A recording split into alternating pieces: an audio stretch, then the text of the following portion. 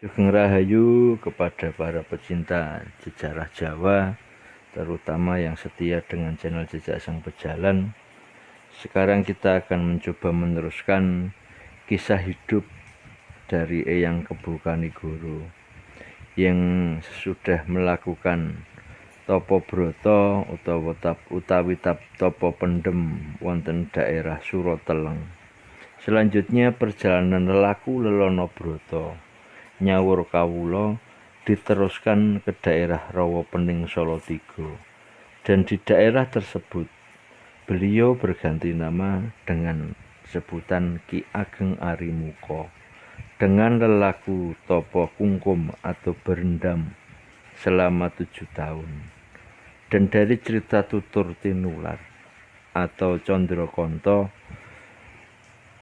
keajaiban-keajaiban terjadi, diantaranya dari cerita masyarakat setempat bahwa air yang untuk kungkum piyambakipun selama 7 tahun itu berubah warnanya menjadi warna biru.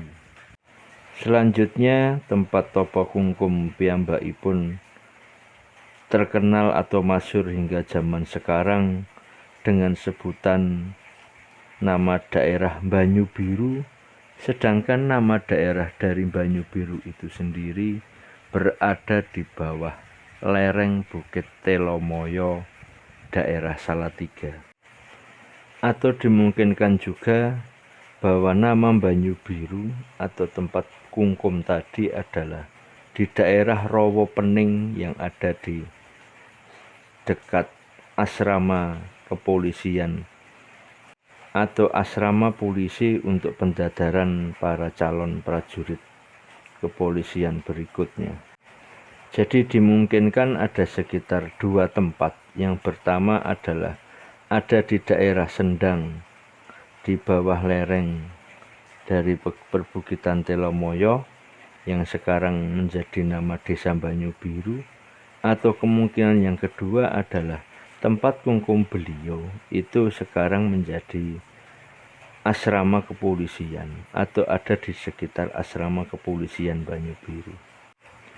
Dengan mengacu bahwa Ki Ageng Kebo Banyu Biru itu adalah sejatinya laku Topo Kungkum, laku Lelono Broto yang diajarkan oleh Eyang Syekh Siti Kajenar atau Eyang Syekh Siti Jenar, sejatinya adalah laku untuk mencari asal muasal sukmo sejati, roh suci, atau anasir manusia yang dibuat dari anasir air. Dari anasir air atau anasir api atau dari anasir tanah, dan akhirnya menjadi janin. Ataukah lelaku tersebut dimaksudkan untuk mengenali sifat aluwamah, amarah, sufiyah, dan mutmainah. Dari sejarah silsilah atau garis nasab perlu diingat juga bahwa ada tali kekerabatan atau persaudaraan antara Eyang Kebo Kanigoro dengan Nyai Ageng Tingkir, di mana Nyai Ageng Tingkir waktu dahulu bertempat tinggal di daerah pusat kota yang sekarang jadi daerah atau tempat yang menjadi terminal bis. Jadi dimungkinkan bahwa beliau laku Topo di sana itu dimungkinkan bahwa beliau adalah mendekat kepada saudaranya. Kuat dugaan juga bahwa beliau laku Lelono Broto dengan Topo Kungkum di daerah Banyu Biru, karena beliau adalah pengikut dari Eyang Siti Jenar, sedangkan di daerah Gerabak itu ada petilasan Eyang Siti Jenar.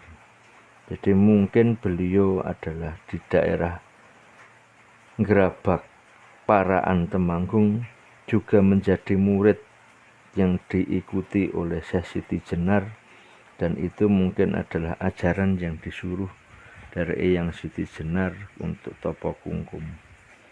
Sedangkan dari petilasan Eyang Syekh Siti Jenar yang ada di daerah Gerabak Paraan, sampai sekarang masih ramai dipakai untuk para peziarah.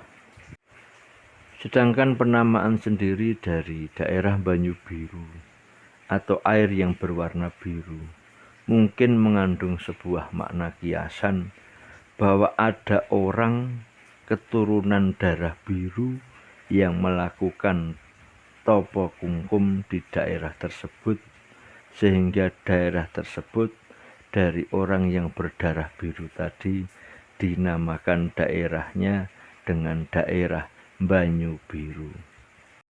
Adapun laku Lelono Broto yang Kebokanigoro yang dari tapa pendem, tapa kungkum itu dimungkinkan juga dikuat dugaan bahwa ada tetesan darah dari nasab beliau yang menetes dari para eyangnya, sehingga beliau melakukan ritual tersebut. Sedangkan dengan Tapolono Broto mungkin adalah warisan dari ramandanya atau bapaknya yang zaman dahulu Eyang Sri Mangkurung Handayaningrat adalah seorang ahli perang dan punya banyak sifat piandel yang jadi andalan Prabu Brawijaya.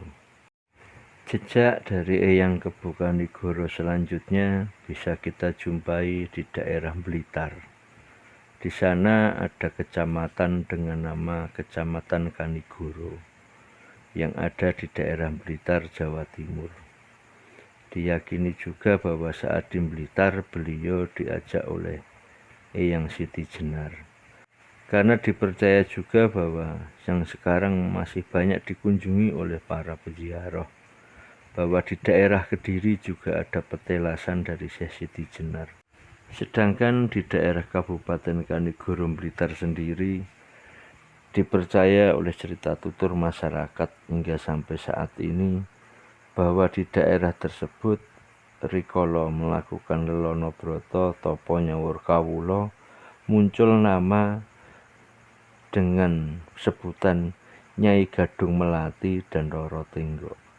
Kesemuanya itu dimungkinkan atau dipercaya juga sebagai sebuah sosok dari makhluk lain, tetapi ada dari masyarakat yang mempercayai bahwa itu adalah nama dari seorang manusia. Wallahu a'lam bishawab.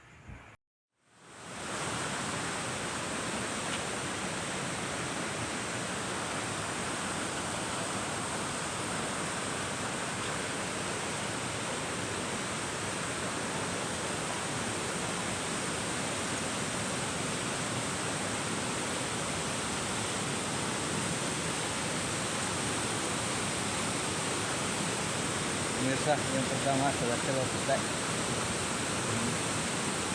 Ada teman-teman yang kesini.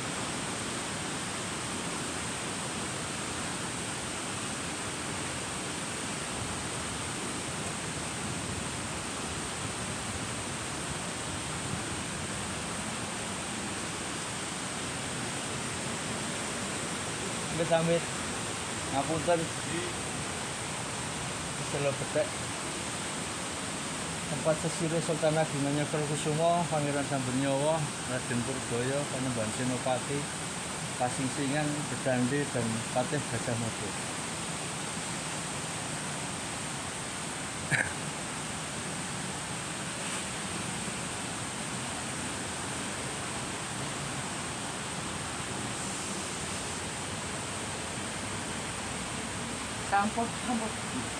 Sampun. Sesudah melakukan topo ritual atau perjalanan hidup dari daerah Blitar, Eyang Kebokanigoro akhirnya menuju arah ke barat dan tibalah sampai pada perjalanan beliau sampai di daerah yang sekarang dinamakan Wonogiri, lebih tepatnya di daerah Tirtomoyo Wonogiri. Tempat ini juga pernah dipakai oleh Eyang Pasingsingan dan Patih Gajah Mada untuk bertafakur atau bermunajat atau berkhowat, di mana di daerah Dlepeh Tirtomoyo Wonogiri ini juga pernah dipakai oleh Eyang Panembahan Senopati, Sultan Agung Anyokrokusumo, Pangeran Purbaya, dan Raden Mas Said atau Sambernyawa. Urutan dari daerah yang ada di Ndelpeh atau Tirtomoyo. Di sana yang pertama kita akan bila mana kita berkunjung ke daerah tersebut, kita akan masuk di tataran yang paling bawah dengan nama Selo Petek. Naik berikutnya Selo Penangkep. Naik berikutnya adalah Selo Payung. Naik berikutnya adalah Selo Pasiraman. Dan yang di paling atas adalah Selo Pasujutan. Selo Pasujutan atau sekarang yang dibentuk atau dibuat sebagai sebuah musola untuk sholat. Di daerah Ndelpeh Tirtomoyo Wonogiri ini, beliau berganti nama dengan sebutan Ki Ageng Kertowijoyo.